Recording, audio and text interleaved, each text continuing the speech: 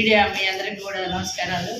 కానీ కోడికెత్తి కేసు 5 సంవత్సరాల కింద ఒక కత్తి సీన్ అయిన అబ్బాయికి నీ వెనక ఉండేవాళ్ళు ఎవరైనా కానీ ఇచ్చి ఒక ఎలక్షన్ డ్రామా ఆడి ఆ రోజు మరి చంద్రబాబు నాయుడు కత్తి తీసి పొడిపించాడు అని చెప్పి బాబు గారి మీద నువ్వు అపనిందలేసి దళితుల ఓట్ల కోసం దండుకోవడానికి ఏ అక్క చెల్లెలు అని ముద్దులు పెట్టడం కాకుండా ఇది కూడా దాంట్లో డ్రామా అనమాట ఆడి నువ్వు చేసి తర్వాత బాబు గారు అన్నాక మీ దగ్గర పనిచేసే ఛానల్లో మహాశాలలో చేసిన అబ్బాయి పేరు కూడా ఉంది.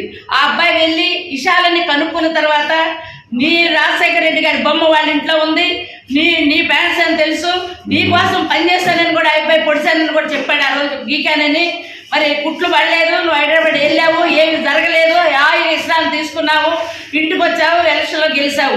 తర్వాత 5 సంవత్సరాల అబ్బాయి లాంగ్ జైల్లో ఉంటే ఒక్కరోజు ఇంతమంది లాయర్లు అడుగుతుంటే నీకు పాపం అనిపించలేదా? నీ బిడ్డలాంటి బిడ్డ కాదా? బయటికి రాలేదు, నా అబ్బాయి జైల్లో దీక్ష చేస్తున్నాడు, వాళ్ళ అమ్మ వచ్చి బయట నిన్న చేస్తుంటే వాళ్ళకి దీక్షలు భంగం చేసి ఆ రోజు వేసి మరి డాక్టర్ సుధాకర్ని కూడా అలాగే రోడ్ల మీద చంపేశావు. నీకు ఎక్కడ సానుభూతుంది? నిన్నైతే బొమ్మ ఒకటి అంబేద్కర్ బొమ్మను పెట్టి విగ్రహాన్ని పెట్టావు అంటే వాళ్ళ ఓట్ల కోసం. ఇది కరెక్ట్ కాదు. నువ్వు ఎంత హింసించావో బలిగిన వర్గాలు కానీ ఎవరినైనా కానీ నువ్వు ఎంత హింసించావో, సీన్ని కానీ మా సుధాకర్ని కానీ అలా చాలా మంది పేరు చెప్పుకుంటా పోతే ఇది మొత్తం కూడా వాళ్ళ ఉసురు కొట్టి వాళ్ళందరూ కూడా 60 రోజుల్లో నీవు ఎలక్షన్కి ఎదురు చూస్తున్నారు.